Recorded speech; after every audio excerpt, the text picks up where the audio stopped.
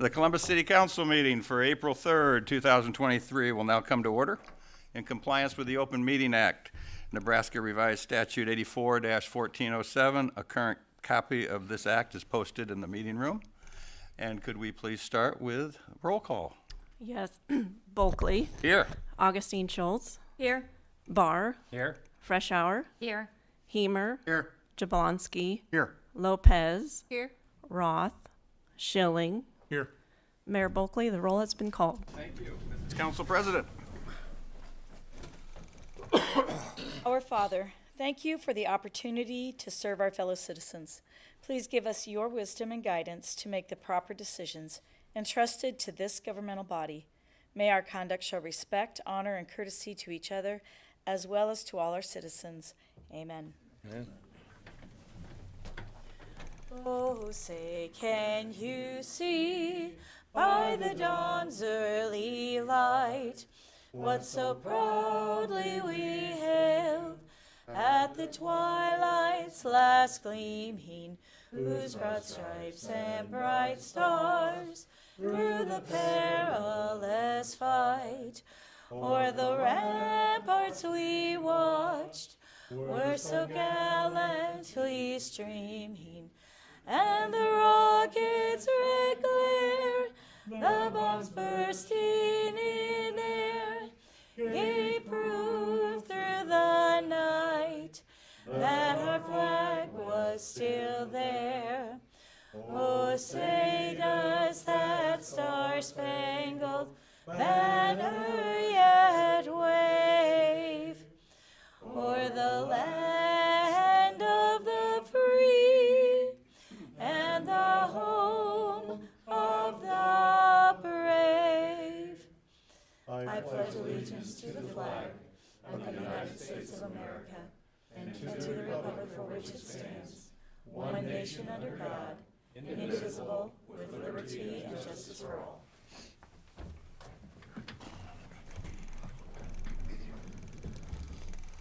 Good evening. Welcome everyone to tonight's meeting. And if any time during our meeting this evening, anyone would like to come forward and speak to any item that's on the agenda, we'd ask that you please come to the podium, give your name, your address, and we'd ask that you keep your comments to 5 minutes or less. With that, we'll move on to the consent agenda. Item 4, consent agenda. The following items are considered to be routine by the City Council and will be enacted by one motion.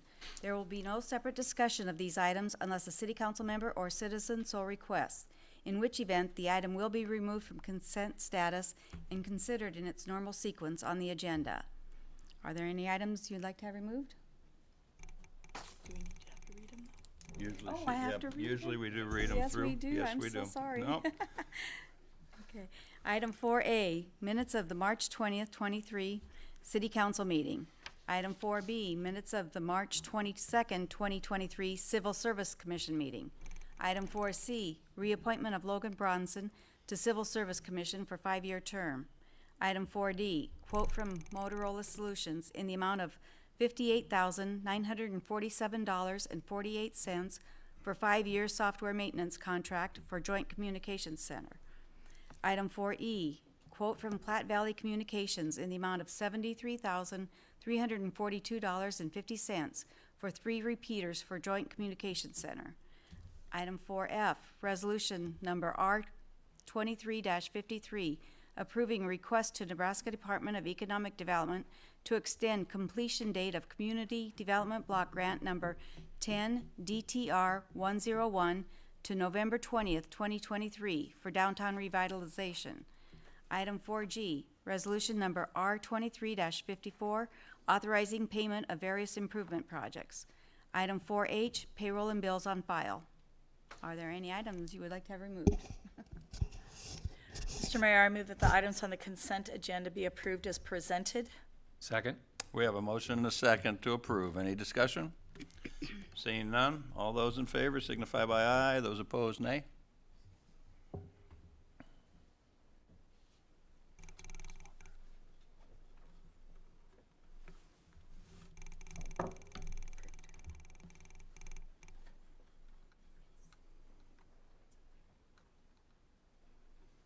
No. Motion passes. That brings us up to special presentations. Tonight we have a couple. Our first one is a presentation brought forth by the Guardians of Children and the CFP Childhood Prevention Council. Please step forward and just give us your name and address, please. Roberta Mech, 1518 3rd Street, Columbus. Cindy Ernst, 679 7th Avenue. Ed Bogue, 4010 12th Street. Proclamation. Whereas child abuse and neglect is a serious problem affecting every segment of our community, and finding solutions requires input and action from everyone. And whereas child abuse can have long-term psychological, emotional, and physical effects that have lifelong consequences for victims of abuse.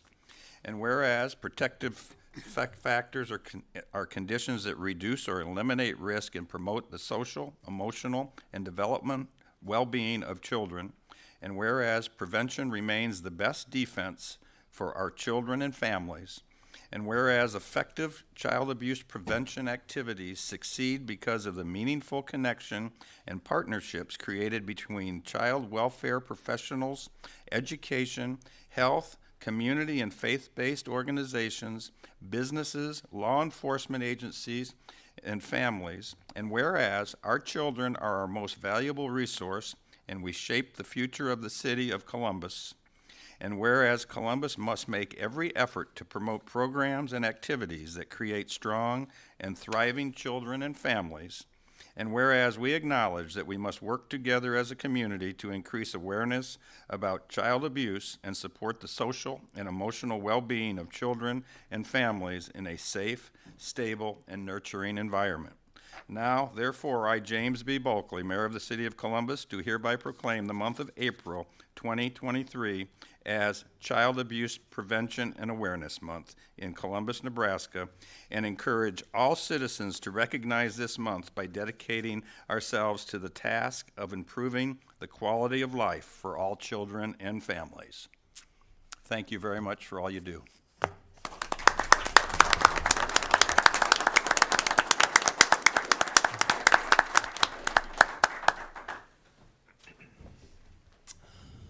All right, we have another special presentation this evening with the superintendent of Columbus Public Schools joining us to give us an update on an upcoming bond issue that we will have here in the city of Columbus. And with that, I'll turn the microphone over to Dr. Loffelholz. Thank you. Troy Loffelholz, 3275 Pershing Road here in Columbus. And it says spell name if necessary. I can do that. Loffelholz is a big word. So Loefffelholz. So I'm here tonight. Thank you very much for allowing me to come in and talk about our upcoming bond referendum. On March 9th, our board approved a facilities bond referendum for a special election for May 9th in the up to $53.5 million for projects that have been identified through feedback from community meetings. So for the last 18 months, we have been out in the community. We've been holding community meetings. We've been surveying the community. We did phone surveys, et cetera, and really narrowed down 12 to 16 projects into a package of 5 for $53.5 million. So what is a bond? A bond is a state-approved funding process for a set scope of projects. When voters approve a bond proposal, the school district sells bonds in the authorized amount and uses the proceeds of the sale to pay for projects. What can it be used for? It can be used for new building constructions, existing building renovations, athletic physical education facilities, purchase of furnishings, equipment, and playground equipment. What it cannot be used for, though, are salaries, service contracts, portable classrooms for temporary use, or even textbooks. So part of our conversation over the last 18 months actually stemmed from a study that the city had done on community growth. And here about 18 months, it was probably October of 2021, I think, somebody came to their presentation for you looking at growth in our community for census to 2030. Because from 2010 to 2020, our community grew by 1,917 residents. The projection you saw would push that growth to 2,514. When you look at that, typically For every 100 residents that move to the city of Columbus, 20 of them are children. And if you put the number, and that 1,917 would equal to our growth that we've seen over the last 10 to 12 years. So if you project that out, 2,500 residents, that's another 500 students into our community. And they may come to Columbus Public Schools, they may go to Scotia Central Catholic, they may go to Lakeview, they may go to any of the other elementary parochial schools, but they're going to be in our community. And it's going to put pressure on all of our schools in and around Columbus. So in that study, it talked about Columbus as the fourth fastest growing community at 8.67%, only behind Omaha, Lincoln, and Kearney. We've already surpassed our enrollment study from 2013. So our enrollment today has surpassed where we were supposed to be in 2027. So it's a good problem to have, but again, it puts stress on all of our schools. Currently, right now, we're over capacity at Lost Creek in the middle school, and we're within 10 students with capacity at Emerson, North Park, and West Park. So a lot of people say, well, you just did a bond issue for a high school. Well, believe it or not, that's been 10 years ago already. So 2013 into the spring of 2014 was the high school bond issue where we moved our fifth graders out of the elementary to create capacity. With 400 new students since 2012. So when I came in 2010, we were at a little over 3,600 students. Today we stand at 4,115. So over those 13 years, we've increased by over 400. Our biggest year was 2019, 2020. We're at 442 students, and then COVID hit. And a lot of families decided to educate at home and do online learning. And slowly those students are coming back into our school, as well as new students enrolling. So why now? We think we usually, if we have 500 new students, 500 children move into our community, typically between 300 to 400 of them come to Columbus Public Schools. So if we had another 300 to 400 students, we're pushing 4,500 to 4,600 students in our school district. What we're trying to do here, attempting to do, is create a lot of capacity for future years. So at the elementary school, we're talking about increasing by about 15 classrooms district-wide. That's really a whole another grade level if you think about it. At the middle school, it's the same, about 12 to 13 classrooms in addition to what we have now. At our high school, it'll be 4 new rooms based upon our programming with a lot of our career and technical education programs, but also by moving our alternative programming to our current district office site, that opens up 3 more classrooms. We'll have 7 rooms for growth at the senior high school. So what does the projects include? On this list, it's a K-4 elementary school. On North 3rd Avenue, the district purchased some property about 18 months ago. It's kind of a really neat deal. When we started talking to the people who owned the property, it was actually a gift from an estate.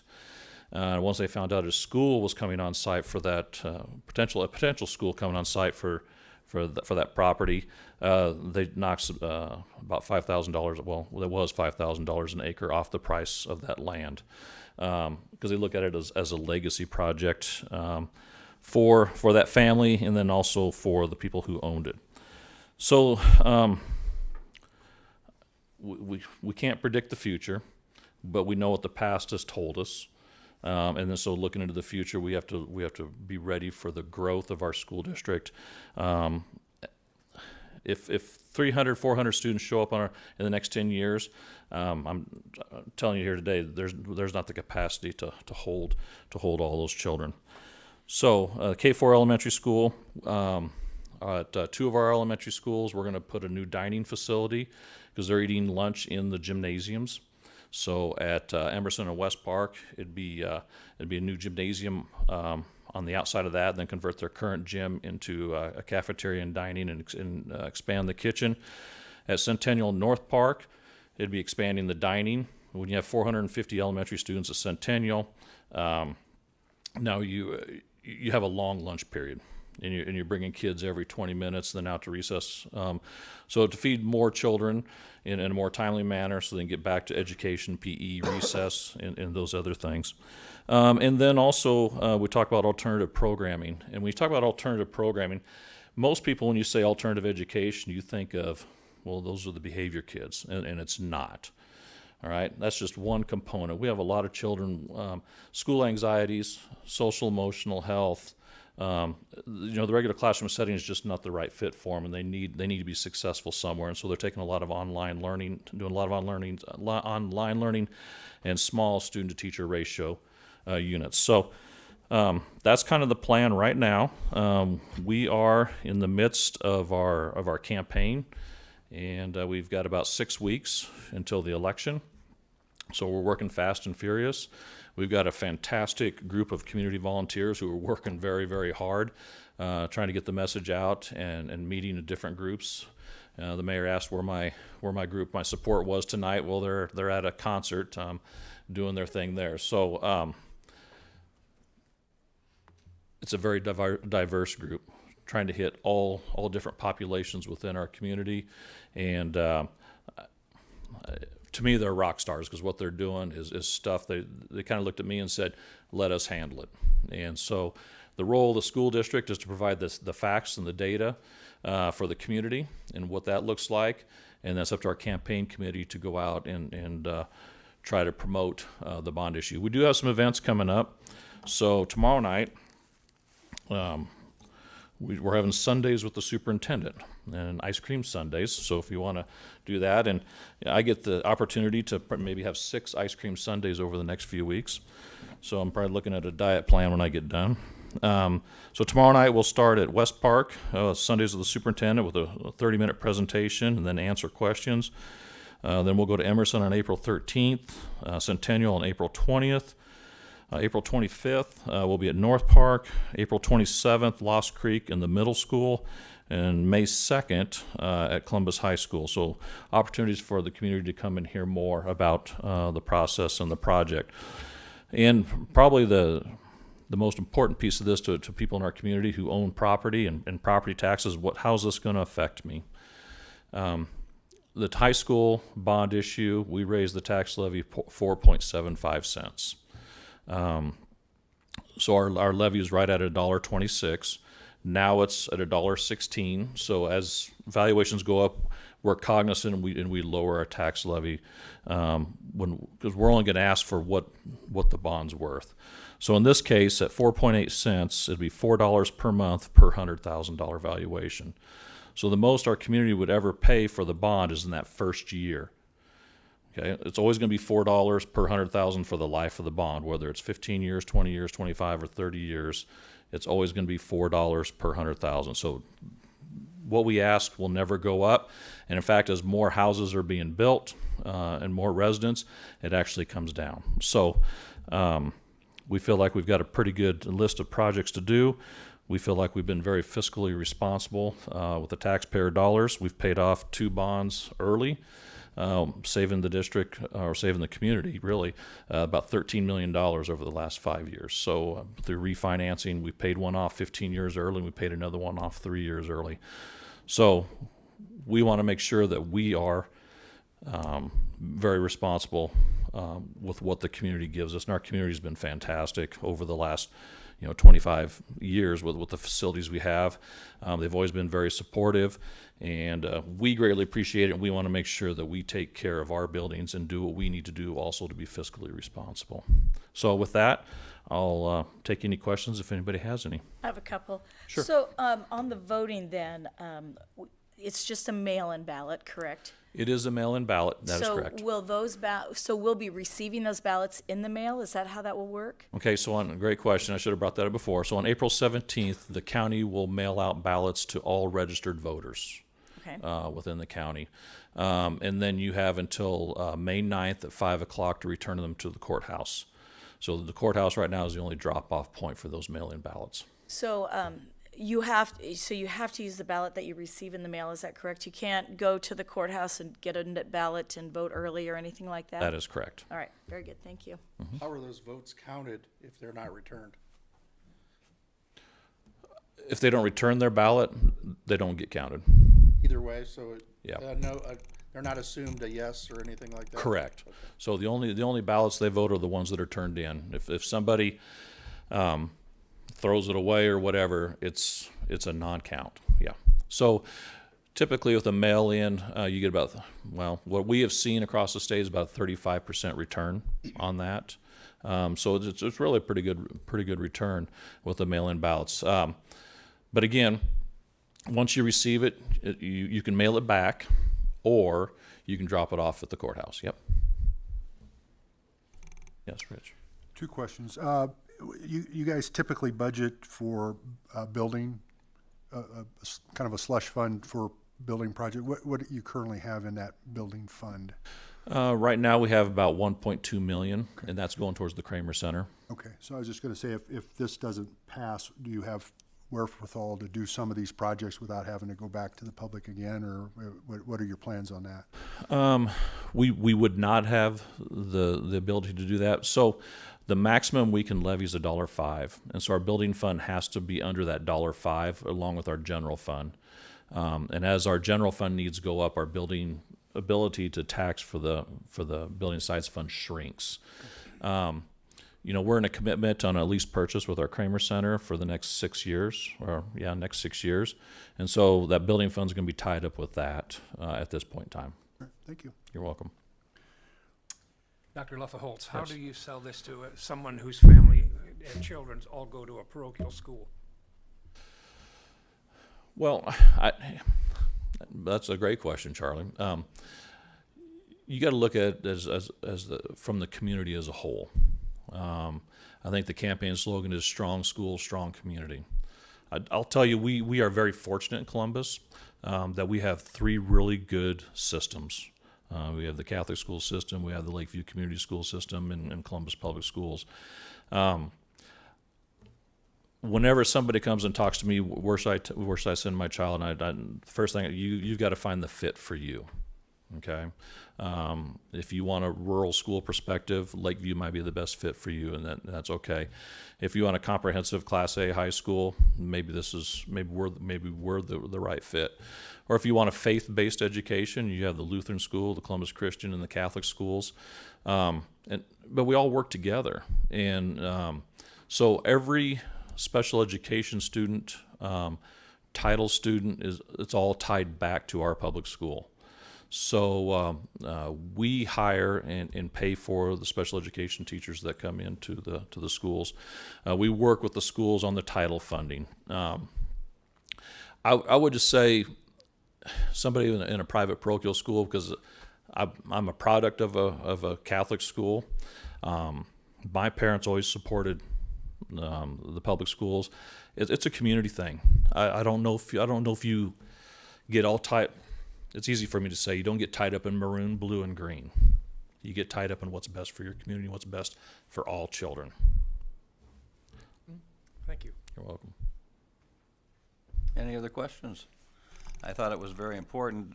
Dr. Luffa-Holtz asked if there would be an opportunity to come before the council to explain. As he said, this is a major event that's going to take place in our community.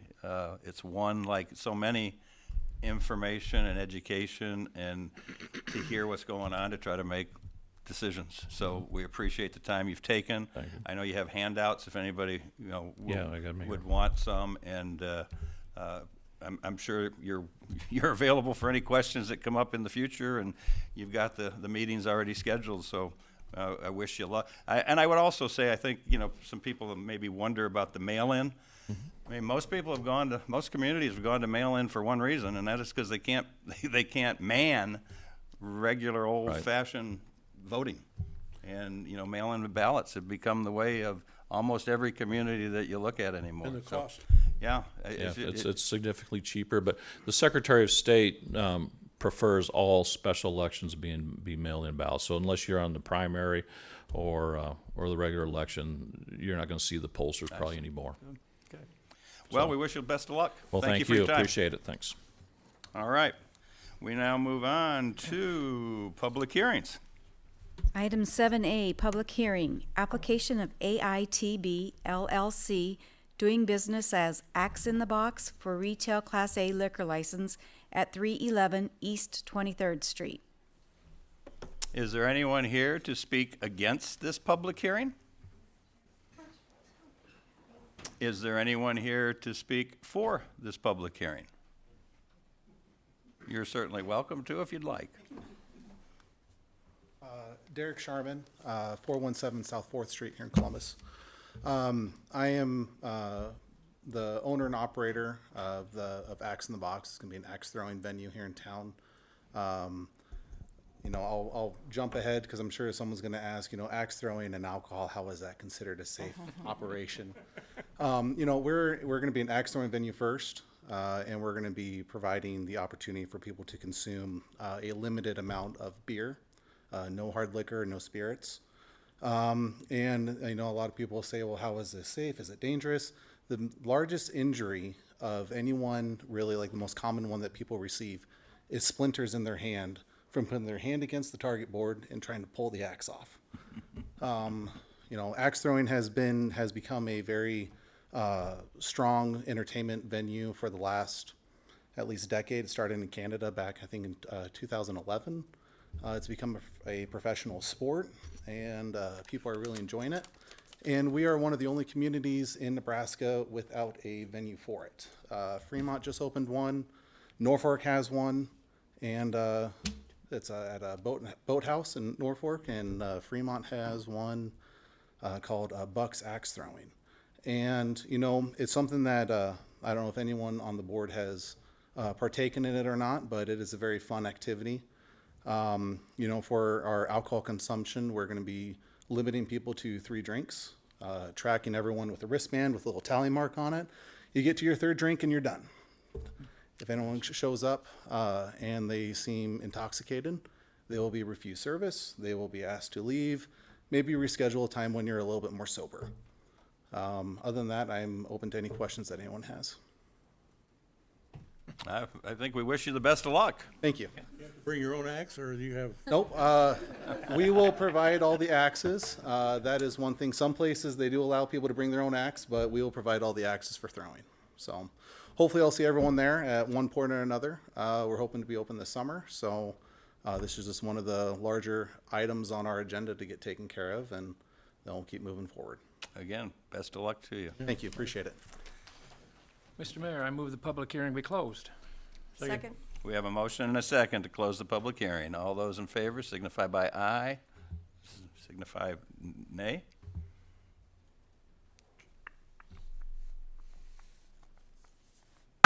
Motion passes. Brings us up to. Item 7A1. no, Oh, no. sorry. Approve it. There's a Yeah. second Yeah. part. If there is. Mr. Mayor, I make a recommendation be made to the Nebraska Liquor Control Commission to approve the application of Axe in the Box for a retail Class A liquor license. Second. We have a motion and a second to approve. Any discussion? Seeing none, all those in favor signify by aye. Those opposed, nay. Motion passes. Okay. Item 7A1, application of Axe in the Box for Derek T. Sharman as manager in conjunction with liquor license. Mr. Mayor, I move that the application of Axe in a Box for Derek T. Sharman as manager be approved. Second. We have a motion and a second to approve. Any discussion? Seeing none, all those in favor signify by aye. Those opposed, nay. Motion passes. All right, that brings us up to new business. Item 13A, request to waive notice and public hearing requirements and approve application of Columbus Rescue Mission, Inc. for permit to move garage from 1471 25th Avenue to 1112 15th Street. Mr. Mayor, I move that the notice and public hearing requirements be waived and the application to move a garage from 1471 25th Avenue to 1112 15th Street be approved. Second. We have a motion and a second. Any discussion? What notices would we be waiving? Like letting the neighbors know this is gonna happen, or the public know it's gonna happen, or? Yeah. Yeah, it'd be things of that nature, the routes, and you gotta notify people on the route, so you'd be waiving that. We'll be doing Be that? waiving that because it's a size thing, it's not large enough for that, that's why you as a council can waive it. Oh, okay, it's a size issue that we're talking about. Okay, thanks. Any other comments? Seeing none, all those in favor signify by aye, those opposed nay. Motion passes. Item 13B, reallocate $165,000 of 2022-2023 budgeted fire department capital funds from repeaters to repair and maintenance of ladder truck. Mr. Mayor, move for the relocation of $165,000 from budgeted fire department capital funds for repeaters to repair and maintenance of ladder truck to be approved. Second. We have a motion and a second. Any discussion? What are we doing to the truck? What's the,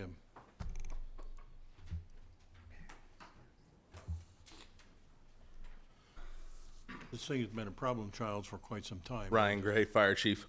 It's just a matter of, there's a ton of electrical components. There's relays that are going bad. It needs a lot of engine work. It needs about 30 grand worth of engine work.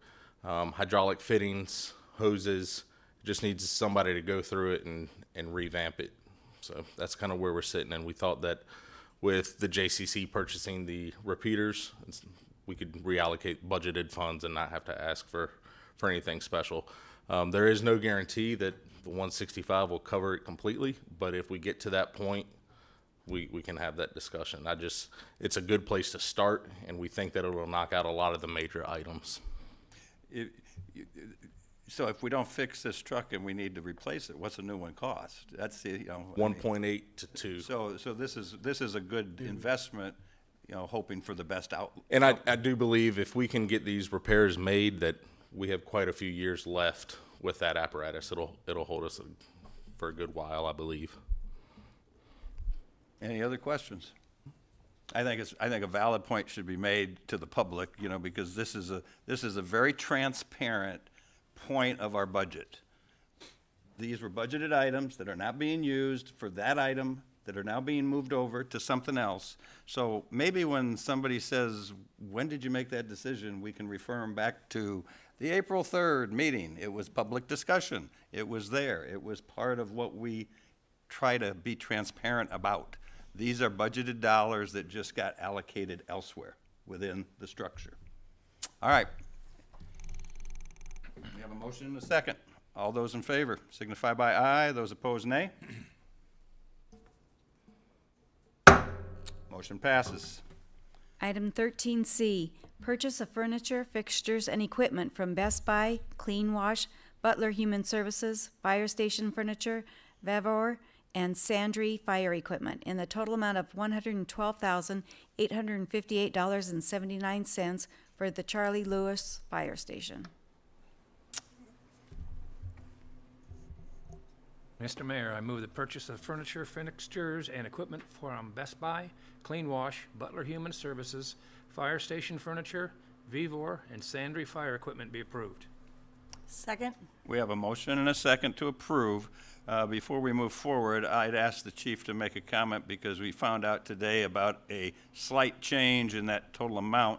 Checking with legal, they said we can continue with this motion if we, bring up what that change is and let everybody know what it is. Okay, so Friday evening I stopped by Charlie Lewis and was doing a walkthrough with the foreman there and realized that I made a mistake with the size of the range. It was initially quoted as a 30-inch range, but we need a 36-inch range. So it increased the price, the total price by $1,400, $1,468.57, which would bring the total to $114,327.36. So I'm requesting that it be accepted with those changes. So should we make a motion to accept it that way, or is just having that explained good enough? I think the motion is to approve the purchase of the equipment. So if that's what the equipment actually is, I think you're okay with the motion. There's really not a money amount that's attached. Okay, awesome. This is budgeted? Yes. This is part of the This is all part of the budget. Thank you. Well, Chief, Yes. noticing in your list, we have 3 refrigerators with 3 ice machines. We have an under-counter ice machine, and then we have another commercial ice machine. Maybe we could get rid of the commercial ice machine to help pay for the addition to the range? I would be open to that. The intent was not to use the ice machine in the refrigerators. It takes up a lot of space. So the same thing they've done at Fire Station 1, they've taken those trays out and used their under-the-counter ice machine to allow for more food storage. But the under-the-counter ice machine should be enough to, It is. It's not enough to fill like coolers for incidents or anything. Like if we had a long incident, we don't have currently a commercial ice machine in the fire department. So if we did need a larger quantity of ice, that's where that would come into play. it's more of a wish less than a need at this point. Well, I think any extended incident in the heat, I think we would benefit from having something that's capable to produce that ice. If there's somewhere else we can go, I'm open to that as well. I don't know what that resource is.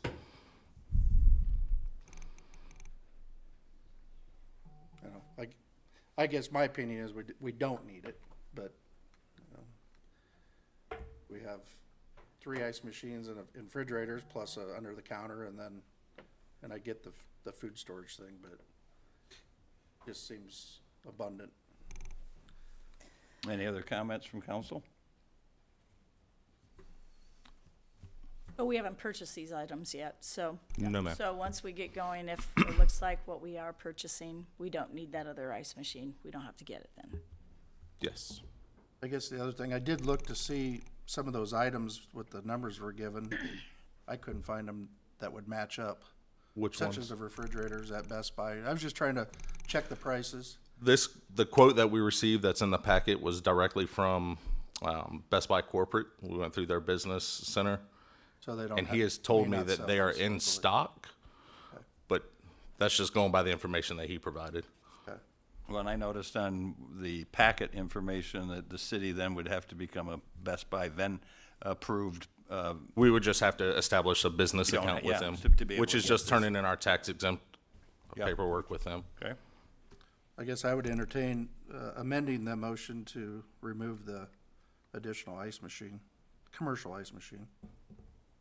Do we have a second to that motion? All right, seeing that we don't, we will then move forward with the motion that's on the floor. All those in favor signify by aye, those opposed nay.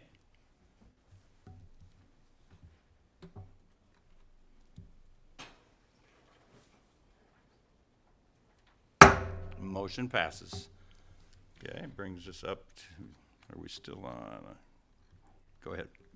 Item 13D, comments from mayor and city council members. In compliance with the Open Meetings Act, no discussion can be held on this item. Any comments from council members this evening? Mr. Barr? I would like to thank the mayor, and the city administrator Vasicek, and Councilmember Jablonski for standing up and taking my challenge. They showed up at the Pet Center, or the Paws and Claws Adoption Center, and the mayor is really good with the tortilla slap. Yeah. He and one of our police officers. Ex-police officer? Oh, no, I'm just kidding. It looked like they had way too much fun with that, but thank you, gentlemen, and Mrs. Vasicek. I appreciate that. What did they raise, Charlie? About $15,000. Awesome. Sort of the, Yeah. thanks Very for good. not letting the dog lick their. Yeah, I agreed with that one too. That was a suggestion. I said, no, that's not gonna happen. thank you. Any other comments from council? I have nothing this evening, so we'll move on to resolutions. Item 14A, resolution number R23-55, authorizing application for funding assistance through Nebraska Department of Transportation for operation of Columbus Area Transit Program for fiscal years 2023 to 2025.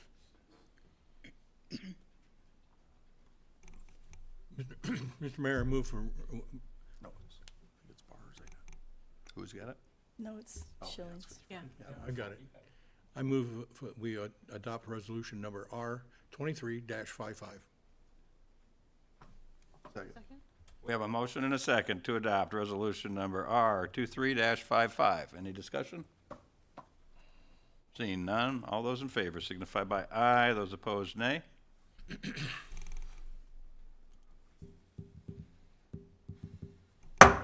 Motion passes. Item 14B, resolution number 23-56, approving agreement with Avcraft Inc. for non-exclusive rights as fixed base operator at the airport effective April 1st, 2023 through March 31st, 2028. Mr. Mayor, I move resolution number R23-56 be adopted. Second. We have a motion and a second to adopt resolution number R23-56. Any discussion? That's Non-exclusive, is that, if they're not performing, we can go look for somebody else, or? No, what that means is there can be other Right, services but provided. Could we, that allows us to Yes. do that? We The- wouldn't be in a and this violation is- of that contract? Right, and this is not new to this agreement, and Right. non-exclusive has always been part of the agreement with the FBO. Yeah, okay, just want to make sure we're. Yes, sir. Mr. Mayor, also, I would like, we as the council may want to talk to the airport committee to look at the number of planes that we have. You know, we're sitting out there with a lot of planes in all the hangars, and not very many of them fly. And so consequently, would help the Avcraft with their profitability if we could get those planes in the air. And I think we need to sit down and take a look, and you might be surprised how many of them are sitting out there with flat tires and not flying. But why do you think that's a city council Yeah. job? I mean, it's like any business. I mean, if I bought an old classic car and I want to park it in my garage, But you that's can't tell me I have to go out and drive it. Those, they're, And they're paying the rent. I don't understand that.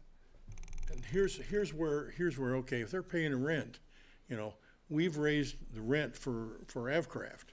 And I think if your plane isn't flying, I think you ought to be paying a heck of a lot more than what you're paying now. I don't think you can do that. And it's not something that we as a council can do, but we can make it make a suggestion that the airport board would start doing something like that. Central City did the same thing about 3-4 years ago. And, they had a lot of storage and not many planes flying. And, we're sitting here with a nice airport, and we got numerous planes sitting out there that aren't flying. You know, doesn't make sense to me, you know? Well, we've got an airport board, and we can take your suggestion to the board. That's what I'm asking. Your suggestion can go to the board and let them work on it to see if they've got the interest in doing that. I had talked to Manager Melly when he was here, and at that time, and I think there's probably some of those planes still haven't flown. And I think that's a waste of what we have available at the airport. I think we need to get them in the air. And not only it helps Avcraft, it's also gonna help us as far as Well, and fuel and that sort of thing, you know. again, we can take that to the airport board and ask them to look into that concern. I would make a comment. You had mentioned that we had raised Avcraft's rent, but, you know, it had not been there had not been a cost of living adjustment into Avcraft's costs and rent for 6 to 8 years. So the raise that went in would be just a cost of living that was to compensate for where normal business looks at cost of living. So, I mean, you know, anything in that regard, we thought it was a fair agreement.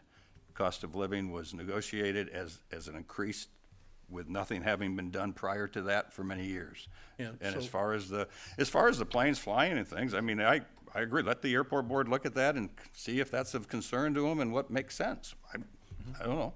Yeah. Well, it makes sense to me, you know. Well, like I said, that's why we have an airport board, that they can look at it, take your thoughts and your input, and see what they come up with. I understand, but, you know, here's a way that we can make a suggestion to those people to get it done and give a length of time. Say, give them 2 years to either fly the plane or you gotta empty the hangar, you know, those kinds of things. I just don't think it's right to have all the planes sitting out there, you know. Are we a storage, are we an airport or a storage facility? That's what I wanna know. Well, like I said, we can have them look at it and see what we got with it. Any other discussion? Seeing none, all those in favor signify by aye, those opposed nay. Motion passes. Item 14C, resolution number R23-57, approving agreement with Von Rensselaer Van and Storage, Inc. in the amount of $38,436 for relocating library to community building. Mr. Mayor, I move resolution number R23-57 be adopted. Second. We have a motion and a second to adopt resolution number R23-57. Any discussion? Other than when they get ready to do this, everybody's gonna be excited because that means we're going from here over to there and we're getting ready to move in. I think that means everybody wants to pass this, right? Definitely. All those in favor signify by aye, those opposed nay. Motion passes. Item 14D, resolution number R23-58, approving agreement with Wilson and Company, Inc. in the amount of $92,530 for agency coordination, stakeholder and public outreach, and concept renderings for downtown grade separation project. Mr. Mayor, I move for the adoption of resolution number R23-58. Second. And we have a motion and a second to approve resolution R23-58. Any discussion? I would just mention to the public that this is the next logical step in trying to keep moving the concept of a downtown viaduct. This takes it to where we would be able to come together with more public outreach and actual design and concepts that could be then asked for opinions and, you know, does it look good, does it not look good?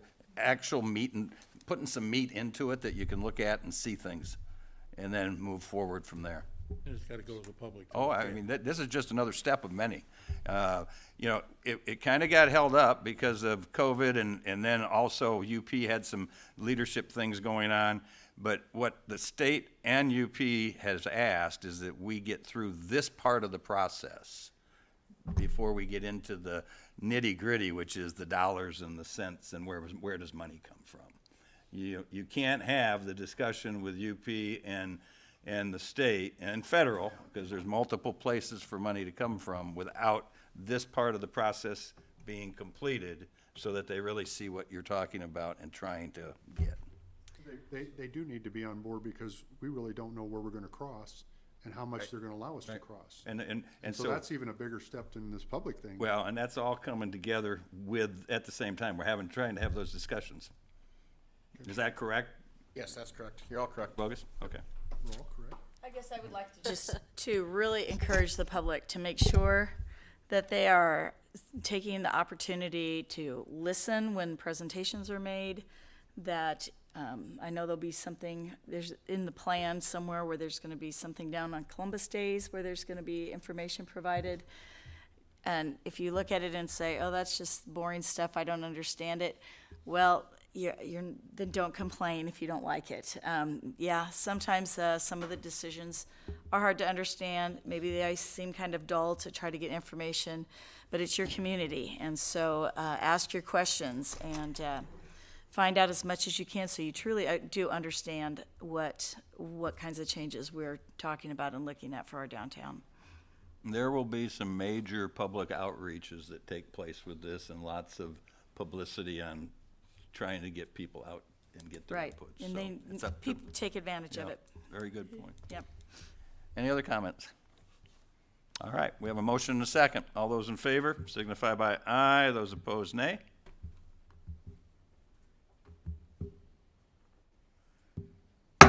Motion passes. Brings us up to ordinances on their first reading.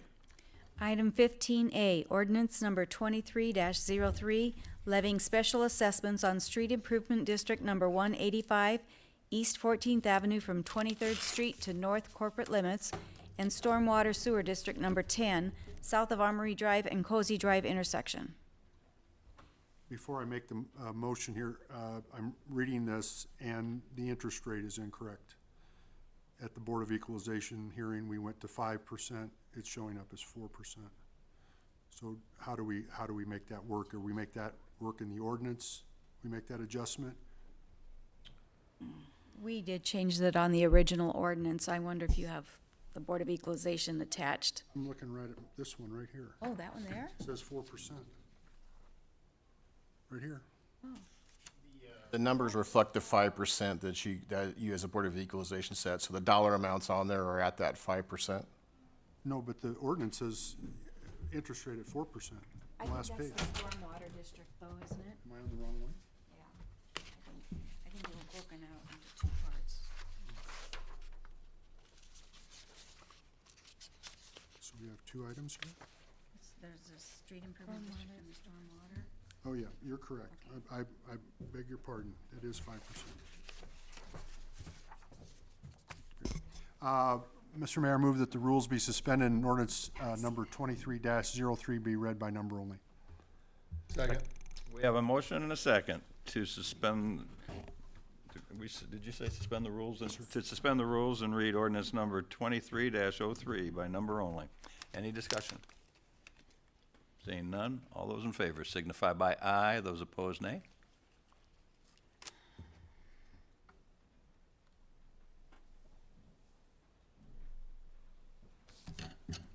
Motion passes. Brings us up to ordinance. Pass the Oh, I'm sorry. Ordinance number 23-03. Mr. Mayor, I move for the adoption of ordinance number 23-03.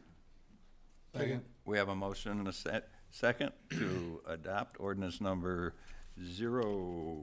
23-03. Any discussion? Seeing none. All those in favor signify by aye. Those opposed, nay. Motion passes. Brings us up to ordinances on their second reading, which, Item 16A, ordinance number 23-02, amending section 150.001 of chapter 150 of title 15 of Columbus City Code to adopt appendix C, group U agricultural buildings of the 2018 International Building Code to increase allowable area for non-protected wood frame agriculture buildings from 5,500 square feet to 12,000 square feet.